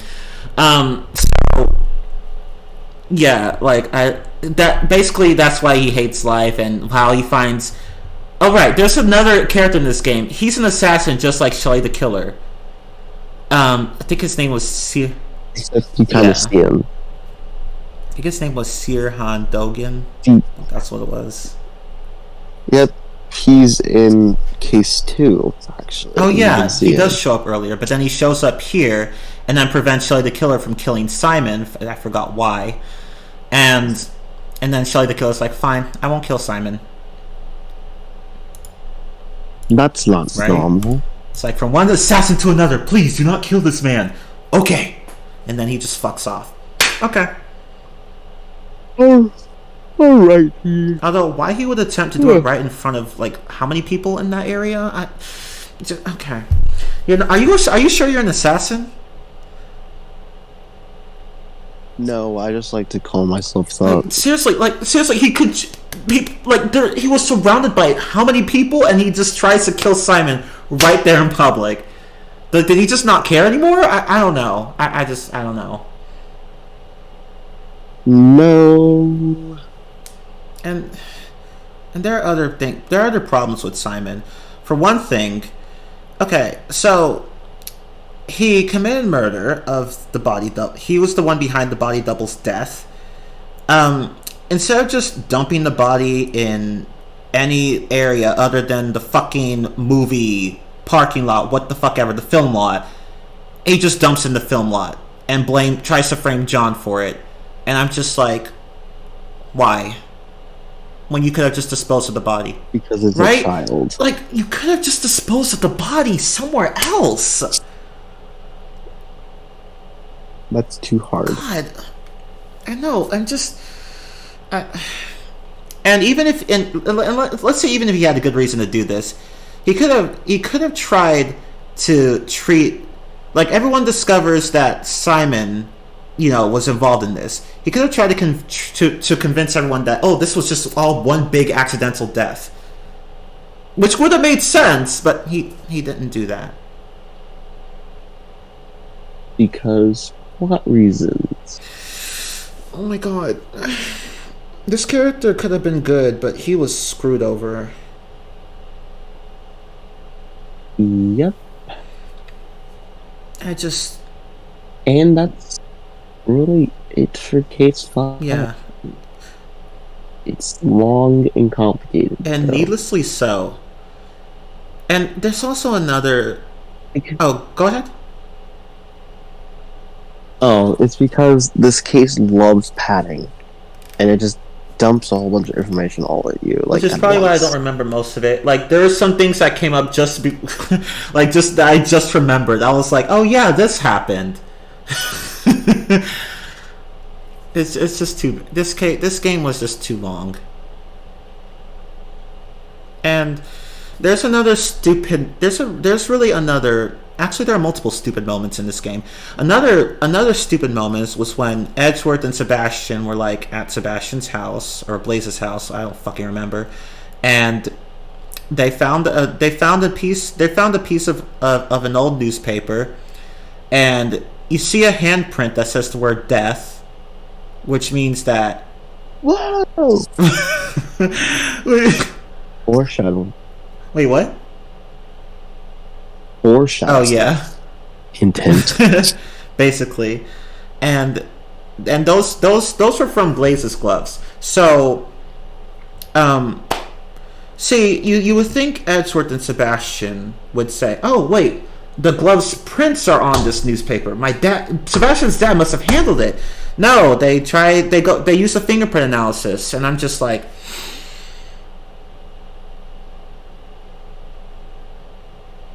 I have no words for that. I don't... Words for that? A mess.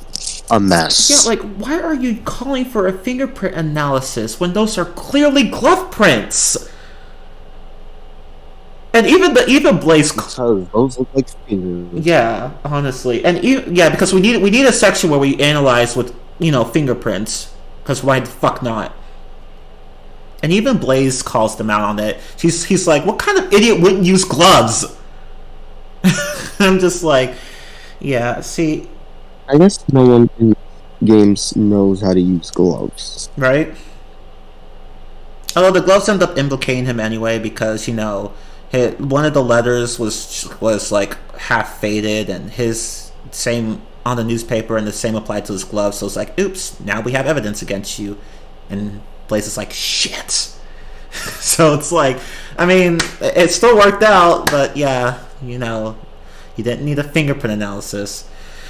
Edgeworth. You think Edgeworth would know better than that? Oh my god. He went from, hey, this is outdated to where's the autopsy report? Basically. You could tell that I feel like the writers just wanted Edgeworth to have a moment of stupidity for no reason other than let's have a fingerprint analysis part.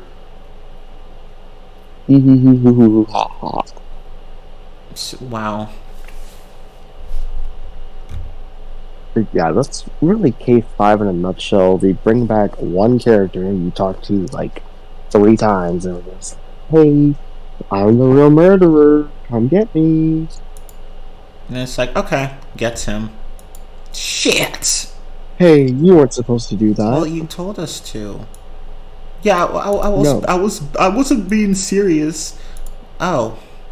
I was kidding, guys. I'm a clown. Oh, we know. But yeah, so sorry, fam. You got to make your intentions clear. Oops.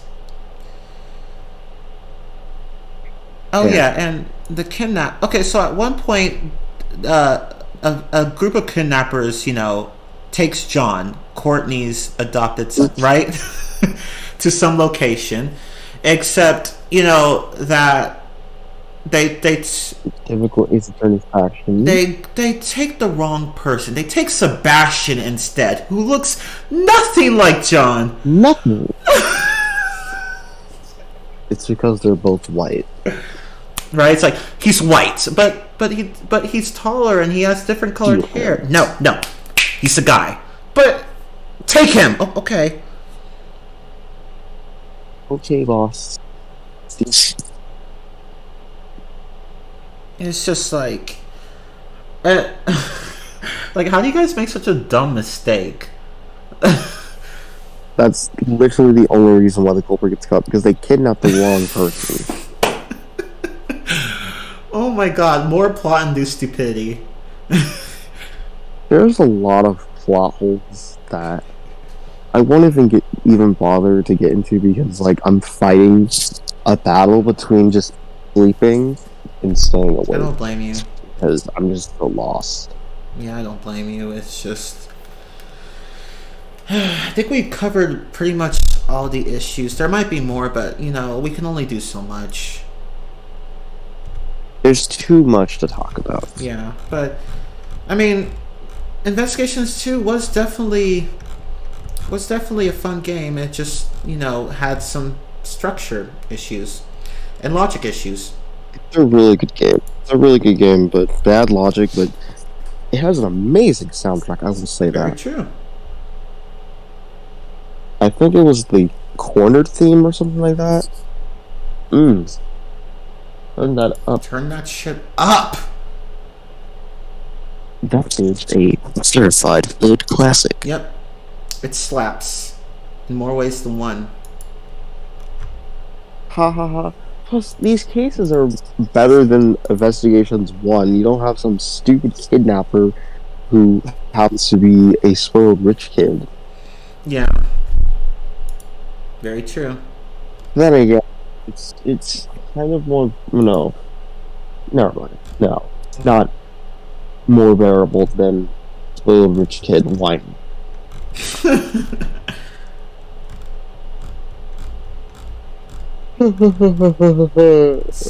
Oh yeah. Right. One more thing. So this Investigations 2 not only brings back the logic mechanic from the first game, but it also introduces logic chess. Chess logic or whatever it is. It's basically another way of just showing that, like, you know, evidence and stuff about the case to witnesses and suspects. Yeah, you basically just throw arguments at your opponents, literally. And you're timed though, so you can't just just stay there and twiddle your thumbs until you have come across a solution. No, you have to it keeps you on your feet. So you better not choose the wrong thing, otherwise you have to start over. Right? Like there's this one part where Edward's trying to console Sebastian after his father literally just pops his ego, and and there's this one option you can choose where you could say you're a failure as a prosecutor and you should never work again or something like that. And I was like, why would they put that in there? Oh no! It's like, imagine picking that. But it's true. It's true. Yeah, it's true. It is true. It's true, but Sebastian doesn't need to know.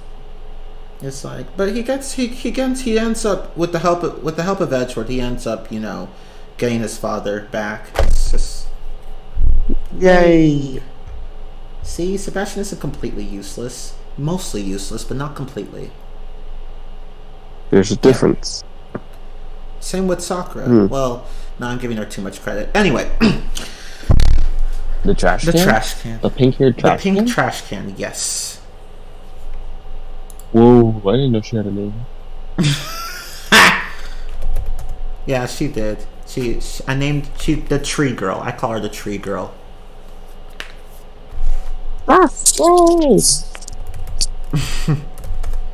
Oh, one thing I forgot to mention from the last stream. So regarding Spirit of Justice, okay, I know that Garan, whatever the fuck her name is, killing, say, during the final case, killing Apollo and Phoenix, before they could expose her ass, definitely would have, caused, because, they're Americans, it's like, you kill them on your soil, ooh, that's a big international incident. So, still, I wonder, couldn't she have just deported them? Like... Yes, so that's too hard. Why? Why is this game so bad? Oh my god! Oh! You could have just deported them! Oh my god. You literally could have just forced them right out. Like... You see, these games have lazy people when they want you to do their job for them. Basically. That's the thing, the game even knows this. Like, you spend more time, you actually end up doing most of the investigations yourself. The detectives don't do shit, for the most part. They don't. It's just, you do everything. You solve everything, you do everything. I mean, it kind of makes sense, but there are times where it's just like, okay, why? Where the game's just so contrived to the point where you're just like, okay, why is this happening? Shouldn't something else be happening instead? No, we need this for plot. Oh, okay. Update autopsy report. Okay. It's like... Let's just not Edgeworth an updated autopsy report. Yeah, it just... See, this has been a case since the very first game. The very first game. And it's also present in many of the other titles. Even Chronicles. That's for next time. Yeah, don't worry. I love Chronicles, but there are a lot of things I'd like to rip into. Ugh, God. Oh, God, I'm tired. Okay. Yeah, I like this case. It's just that Yeah. They're a problem. Yeah. But yeah, and the thing about investigations too, as you said, it was so long that I don't even remember most of it. And that shouldn't happen. I remember Apollo Justice more than Investigations 2, and Apollo Justice was the first Ace Attorney game I ever touched. So I don't know how that's possible. It's just I don't know. But yeah, still, Investigations 2, quite fun. Oh yeah, and Kay gets her memory back, at the end of the 4th case? Yay! Yay! Even though that's not how amnesia works, but who cares, it's a video game. Anyway. Oh, right. But yeah, she does undergo a personality shift. But yeah, but once she gets her memory, she's back to being cheeky, energetic Kay again. Yay! And like at the end, there's a moment where Raymond Shields is like, I'm proud of you, Edgeworth, and your father would be proud of you too. Although I honestly wish you had become a lawyer instead. But yeah, that's the path Edgeworth chose. And then there's a screenshot with Edgeworth standing side by side with his father, and it's touching. And yeah, of course we don't talk about his mom because she doesn't matter. But anyway, that's Investigations 2. So yay. What did his mom even look like? I don't even know. Like, what happened to her? I don't remember. Right? I don't care. It's like the game doesn't care. Why should I? I don't care. I'm tired. Right? God. But yeah, that's it. So we've talked about Investigations 1, Investigations 2, and the non-Ace Attorney game, Professor Layton versus Phoenix Wright. Sorry, but that game just had a little too much Layton in it. But yeah, that's it for now. Next time we will talk about Chronicles. Oh, I have a lot to say about Chronicles, but we'll save that for next time. We're gonna finish off the stream for once. Yes.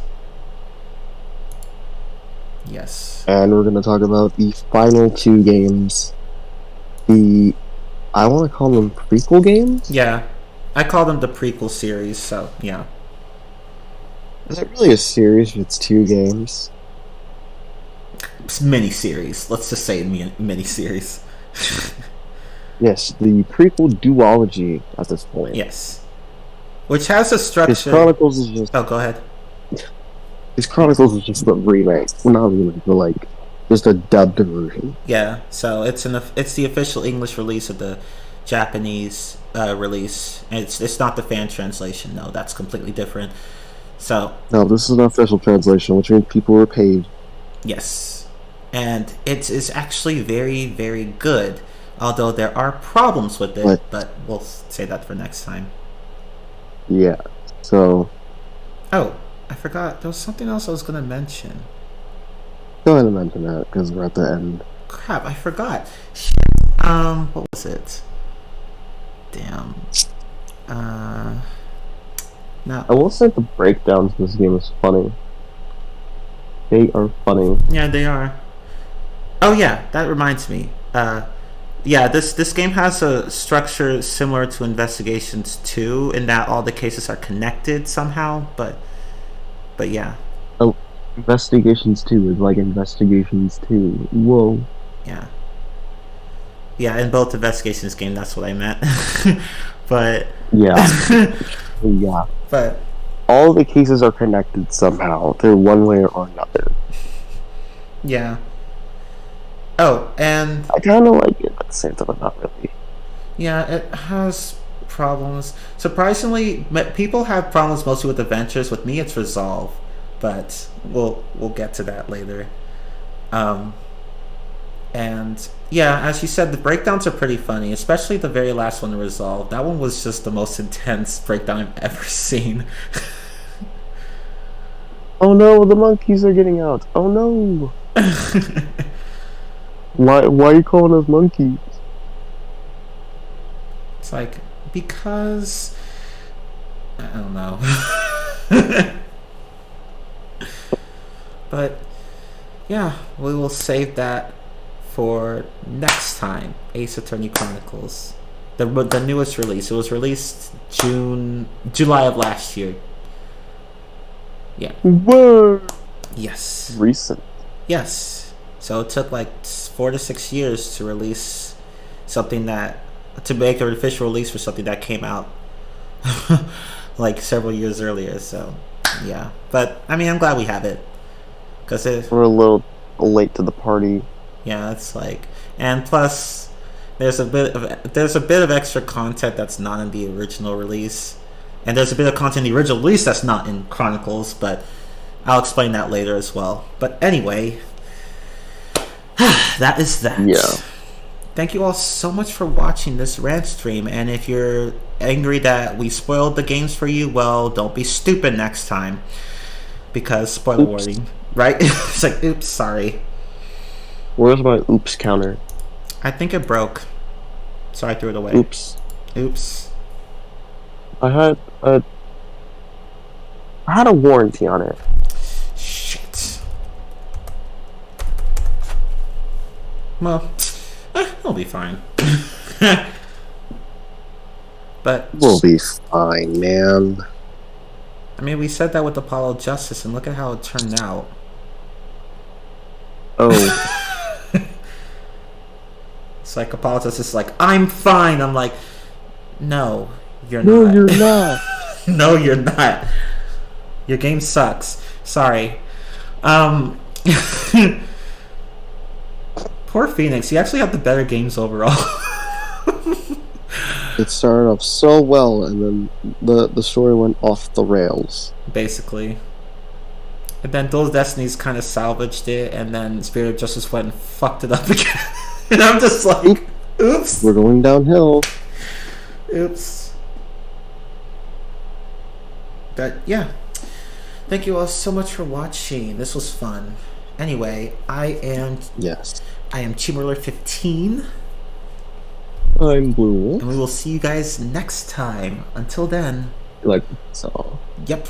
Bye. Bye. If you like what you saw, hit the like button, subscribe to my channel where I'm just uploading a whole bunch, because why not? Yes, subscribe to his channel where he uploads Just Dance and Dance Central videos. And pretty soon we'll be starting a Let's Play. Yeah. A no commentary Let's Play, but same thing. Of what game? I was planning to do a Let's Play on Sonic Adventure 2. Ooh. Okay. Nice.